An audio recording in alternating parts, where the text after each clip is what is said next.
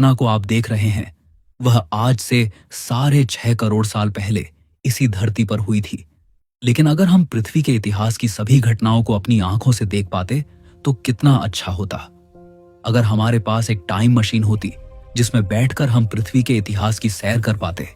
तो दोस्तों, आज हम जा रहे हैं हमारी पृथ्वी के इतिहास की सैर करने, आज से 4.5 अरब साल पहले। तो चलिए चलते हैं हमारी टाइम मशीन में और देखते हैं पृथ्वी के पूरे 4 अरब साल के इतिहास को। 4.5 अरब साल पहले यह है वह जगह जहां आप अभी बैठे हो, लेकिन इस समय यहां पर कुछ भी नहीं था।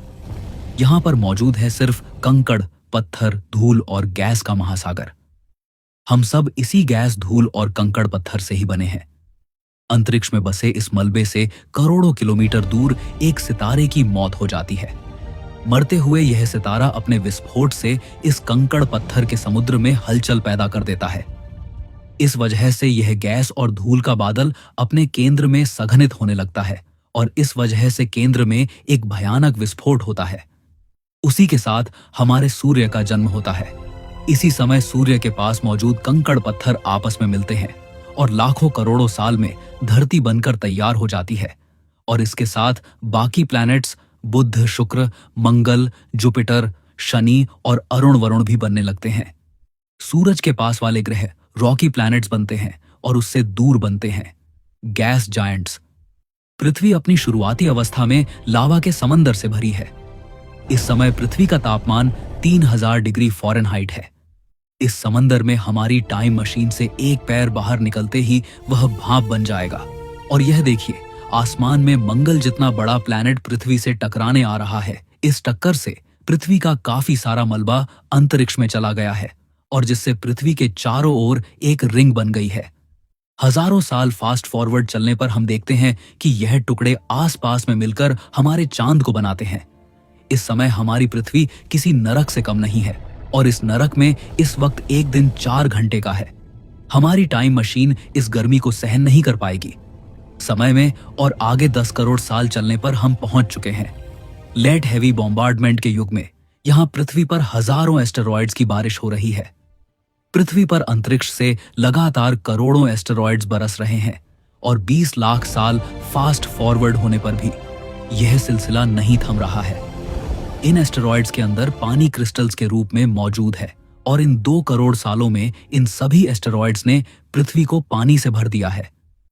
4 अरब साल पहले हम देखते हैं कि चांद पहले पृथ्वी के पास था, लेकिन इन दोनों के बीच की दूरी बढ़ने लगती है और इस समय जगह जगह ज्वालामुखी पानी से भरी पृथ्वी को चीरते हुए बाहर निकल रहे हैं। इस वजह से पृथ्वी पर अब जमीन उभरने लगती है और जगह जगह ज्वालामुखी विस्फोट से पृथ्वी पर छोटे छोटे आइलैंड्स बन रहे हैं। इस समय तक पृथ्वी पर पानी और जमीन पैदा हो चुके हैं और यह देखिए, पृथ्वी पर एक बार और एस्टेरॉयड्स की बारिश होने लगी है। लेकिन इस बार यह एस्टेरॉयड्स अपने साथ पानी नहीं बल्कि लाइफ लेकर आए हैं। इनमें मौजूद कार्बन और अमीनो एसिड पृथ्वी के महासागर में 1000 मीटर नीचे डिसॉल्व हो रहे हैं। इस समय महासागरों के अंदर मौजूद हाइड्रोथर्मल वेंट्स से निकलने वाले एलिमेंट से एक ऐसा केमिकल सूप तैयार हो रहा है जिससे पृथ्वी पर पहली माइक्रोबियल लाइफ पैदा होने वाली है। यह सिंगल सेल लाइफ ही हमारे सबसे पहले पूर्वज हैं। थोड़े और आगे चलने पर 3.5 अरब साल पहले पृथ्वी पर कुछ कॉम्प्लेक्स लाइफ की शुरुआत हुई। समुद्र के नीचे मौजूद स्ट्रोमेटोलॉइड्स यानी पत्थर जैसे दिखने वाले यह बैक्टीरिया की कॉलोनी सूरज की रोशनी को कंज्यूम करके ऑक्सीजन प्रोड्यूस कर रही है। अभी पृथ्वी पर ऑक्सीजन नहीं है, लेकिन 2 अरब साल फास्ट फॉरवर्ड चलने पर हम देखते हैं कि इन बैक्टीरिया ने पूरी पृथ्वी को ऑक्सीजन से भर दिया है और इन 2 अरब साल में चांद पृथ्वी से काफी दूर जा चुका है। इस वजह से आज पृथ्वी पर एक दिन 16 घंटे का है, लेकिन अभी तक 3 अरब साल बीत जाने पर भी हम पृथ्वी पर कोई कॉम्प्लेक्स लाइफ नहीं देख पा रहे हैं। इस टाइम पीरियड तक पृथ्वी की जमीन सूखी है, यानी कोई जंगल नहीं है, यह एक रेगिस्तान की तरह है। पृथ्वी पर इस समय हजारों छोटे छोटे आइलैंड्स मौजूद हैं, जिन 7 समंदर और महाद्वीपों को हम जानते हैं। इस समय तक उनका कोई नामो निशान नहीं है। 40 करोड़ साल आगे चलने पर हम देखते हैं कि पृथ्वी के अंदर की गर्मी धरती की परतों को उखाड़ने लगती है और सभी छोटे छोटे आइलैंड से मिलकर एक बड़े सुपर कॉन्टिनेंट रोडिनिया का निर्माण होता है। और इस समय पृथ्वी 85 डिग्री सेल्सियस के तापमान में गर्मागर्म लाल तवे की तरह तप रही है और इतनी गर्मी में एक दिन 18 घंटे का होता है। हमारी समय यात्रा में आज से 75 करोड़ साल पहले सुपर कॉन्टिनेंट रोडिनिया टूटने लगता है। इस वजह से वातावरण में कार्बन डाइऑक्साइड भरने लगती है और यह कार्बन डाइऑक्साइड पानी के साथ मिलकर पृथ्वी पर एसिड के रूप में बरसने लगती है, जिससे यहाँ मौजूद रॉक्स ने एसिड रेन में मौजूद कार्बन डाइऑक्साइड को ऑब्जॉर्ब करना शुरू कर दिया है और इससे एटमॉस्फेयर में कार्बन डाइऑक्साइड की कमी हो रही है। कार्बन डाइऑक्साइड की इस भारी कमी के चलते पृथ्वी का तापमान काफी कम हो गया है और इस तापमान ड्रॉप के चलते अब पृथ्वी बर्फ की मोटी चादर में ढकने लगी है और अब आइस एज के महायुग की शुरुआत हो चुकी है। इस टाइम पृथ्वी पर मौजूद बर्फ सूरज की रोशनी को ऑब्जॉर्ब करने की बजाय उसे रिफ्लेक्ट कर रही है, जिससे टेम्परेचर और कम हो रहा है। जहां पृथ्वी कभी शुरुआत में लावा के समुद्र से सनी हुई थी, वहीं यही पृथ्वी अब बर्फ की कैद में आ चुकी है। 1.5 करोड़ साल आगे चलने पर भी पृथ्वी बर्फ की कैद से आजाद नहीं हुई है। थोड़ी और आगे चलने पर हम देखते हैं कि पृथ्वी पर जगह जगह ज्वालामुखी फटने लगे हैं और ये ज्वालामुखी एटमॉस्फेयर में करोड़ों टन कार्बन डाइऑक्साइड को रिलीज कर रहे हैं। पृथ्वी पर फिर कार्बन डाइऑक्साइड बढ़ रही है।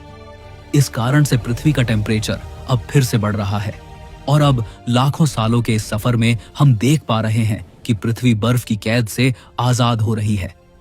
इस समय तक बैक्टीरियल लाइफ किसी तरह सरवाइव करती गई और 550 मिलियन साल पहले पृथ्वी के समुद्र तल पर लाइफ इवॉल्व होने लगी।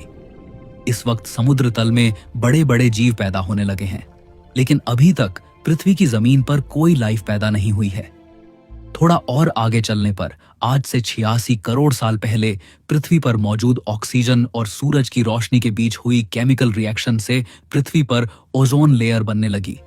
ये केमिकल प्रोसेस 12 करोड़ साल तक चलती रही, जिससे पूरी पृथ्वी के चारों ओर ओजोन की मोटी परत बन गई और इस दौरान जमीन पर प्लांट लाइफ भी पैदा होने लगी।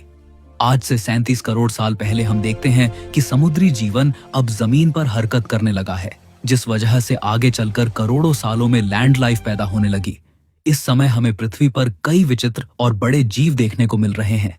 यह बात जितना बड़ा इंसान, मेगन यूरा और यह बड़े बड़े मिलीपीड्स और स्पाइडर्स, इस दौर में ऑक्सीजन की मात्रा काफी ज्यादा होने की वजह से ये जीव इतने बड़े साइज के हैं, लाइफ जमीन पर पैदा हो चुकी है। लेकिन आगे चलने पर हम देखते हैं कि अचानक पृथ्वी की परतें उखड़ने लगी हैं। जगह जगह वोल्कानिक इरप्शन होने लगते हैं और हम देख सकते हैं कि किस तरह गोंडवाना आइलैंड में मौजूद इन जीवों की लाइफ खतरे में आ चुकी है। हम देख सकते हैं कि प्रकृति कितनी क्रूर है। हमें थोड़ा बचकर रहने की जरूरत है। पृथ्वी से निकलने वाले इस लावे से कार्बन डाइऑक्साइड गैस रिलीज होती है, जो बारिश के साथ मिलकर सल्फ्यूरिक एसिड के रूप में बरस रही है। अब हम पृथ्वी पर लाइव एक भयंकर प्रलय देख रहे हैं। पृथ्वी पर होने वाली इस प्रलय में सब जीव मर रहे हैं। न सिर्फ लैंड लाइफ बल्कि समुद्री जीव भी खत्म हो रहे हैं। इसी बीच समुद्र तल से मीथेन गैस निकलने लगती है, जो पृथ्वी का टेम्परेचर और बढ़ाने लगती है। लाखों साल तक चले इस वोल्केनिक इरप्शन से पृथ्वी की 95% लाइफ खत्म हो चुकी है और आज से 250 मिलियन साल पहले पृथ्वी जीवन से शून्य हो चुकी है। ये पृथ्वी के सबसे खतरनाक प्रलय में से एक है। अगर हम यहीं टिके रहे तो हमारा खात्मा होना तय है। 5 करोड़ साल आगे चलने पर हम देखते हैं कि वोल्कानिक इरप्शन की वजह से पृथ्वी पर एक नए सुपर कॉन्टिनेंट पैंजिया का निर्माण होता है और इस बीच पृथ्वी फिर से हील हो चुकी है। वहीं हमारी पृथ्वी पर फिलहाल टेम्परेचर कम हो चुका है और ठंडी ठंडी हवाएं चलने लगी हैं और इस हरी भरी पृथ्वी पर एक नए सुपर कॉन्टिनेंट पर एक नई जीव प्रजाति डायनासोर्स का जन्म हुआ है, जो कि आने वाले करोड़ों साल तक पृथ्वी पर राज करने वाले हैं। पिछली बार पर्मियन एक्सटिंक्शन के समय जो कुछ बचे कुचे रेप्टाइल्स थे, वो अब डायनासोर्स में इवॉल्व हो चुके हैं। 10 करोड़ साल तक चले डायनासोर युग में इनकी हजारों प्रजातियां पैदा होती हैं, लेकिन 19 करोड़ साल पहले यह पैंजिया सुपर कॉन्टिनेंट भी टूटकर अब अलग अलग भागों में बंट रहा है, जिस वजह से नए महाद्वीपों का जन्म हो रहा है और इसी समय अटलांटिक और इंडियन ओशन भी बन रहे हैं। पृथ्वी पर हुए इस जियोलॉजिकल मूवमेंट में डायनासोर्स को भी अपने साम्राज्य को बढ़ाने का मौका मिल रहा है। अब डायनासोर्स पृथ्वी के अलग अलग इलाकों में जाकर बस चुके हैं। 10 करोड़ साल आगे फास्ट फॉरवर्ड करने पर हम देखते हैं कि पृथ्वी पर कई नए विचित्र जीव पैदा हुए हैं, लेकिन इन सब में डायनासोर्स ही पृथ्वी पर राज कर रहे हैं। और इस समय एक और छोटी सी नई प्रजाति मैमल्स भी पैदा हुई है। चूहे जितने छोटे ये मैमल्स डायनासोर्स के शिकार हैं। ये रात में खाने के लिए निकलते हैं और दिन में बिल में छुप जाया करते हैं। 10 करोड़ साल तक डायनासोर के साम्राज्य को चुनौती देने वाला कोई नहीं था, लेकिन पृथ्वी से अरबों किलोमीटर दूर एक एस्टेरॉयड अब डायनासोर्स को खत्म करने के लिए चल पड़ा है। आज से 6.5 करोड़ साल पहले हम देख रहे हैं कि एक माउंट एवरेस्ट जितना बड़ा एस्टेरॉयड पृथ्वी की तरफ आ रहा है। इसके अंदर लाखों परमाणु बम की ताकत भरी है। पलक झपकते ही यह 80,000 प्रति किलोमीटर घंटे की रफ्तार से पृथ्वी से टकरा जाता है। इस एस्टेरॉयड से टकराने से पृथ्वी पर एक साथ सारी प्राकृतिक आपदाएं आ चुकी हैं। वोल्केनो इरप्शन, सुनामी, तूफान और आसमान से पहाड़ों की बारिश। पूरी पृथ्वी पर जगह जगह आतंक मचने लगा है। पृथ्वी से उठने वाली करोड़ों टन धूल ने सूरज को ढक दिया है। इस भयानक प्रलय में डायनासोर के अंत के साथ एक बार फिर पृथ्वी पर 90% जीव प्रजातियां खत्म हो चुकी हैं, लेकिन पृथ्वी पर हुई इस तबाही में मैमल्स बच चुके हैं। आगे चलने पर हम देखते हैं कि आज से 4.7 करोड़ साल पहले यही मैमल्स आगे चलकर बंदर, एप्स और अलग अलग जीवों में बदलने लगे हैं और अब जाकर हमारी पृथ्वी आज के जैसी दिखने लगी है। इसी समय हमारा देश भारत पैंजिया से टूटकर एशिया से आकर टकराता है और इससे हिमालय पैदा होता है।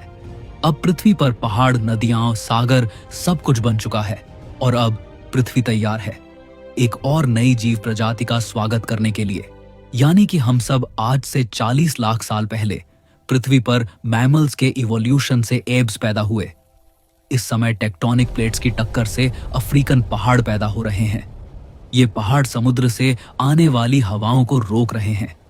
इस वजह से मॉइस्चर की कमी पड़ जाती है और टेम्परेचर भी बढ़ रहा है, जिससे यहां सूखा पड़ चुका है।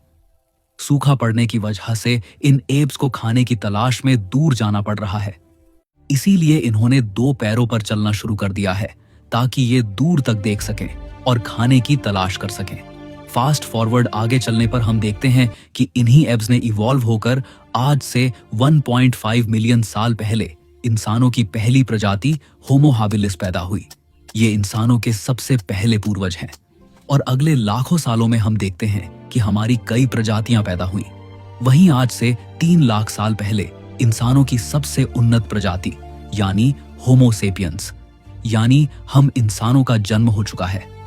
हमारी कई प्रजातियां जैसे कि होमो इरेक्टस और होमो निएंडरथल अब लुप्त होने लगी हैं और इन लाखों सालों में हम होमो सेपियंस लगातार सरवाइव करते जाते हैं। समय में अगले 3 लाख सालों में हम देखते हैं कि हमारे दिमाग का भी इवोल्यूशन होने लगा है और हम मॉडर्न होमो सेपियंस यानी इंसान के रूप में बदलने लगे हैं। धीरे धीरे हम इंसान और विकसित हो चुके हैं। हमने आग का प्रयोग करना सीखा, हथियार बनाए, शिकार किया, कपड़े पहनना सीखा और हमने भाषा का आविष्कार किया। अब हम नए नए धर्म और मान्यताओं को मानने लगे हैं और इस तरह 3 लाख सालों में क्रमिक विकास के चलते आज हम इंसान विज्ञान और टेक्नोलॉजी के युग में पहुंच चुके हैं। आज वर्तमान में हमारी पहुंच धरती से समंदर और समंदर से अंतरिक्ष तक पहुंच चुकी है और अब पृथ्वी पर एक नई प्रजाति राज कर रही है। प्रकृति ने हमें दिमाग दिया है। हमारे पास सिर्फ 2 चुनाव हैं, इंसानी सभ्यता को पूरे ब्रह्मांड में बसाना या फिर डायनासोर्स की तरह एक्सटिंक्ट हो जाना। आपकी क्या राय है? हमें कमेंट में जरूर बताना।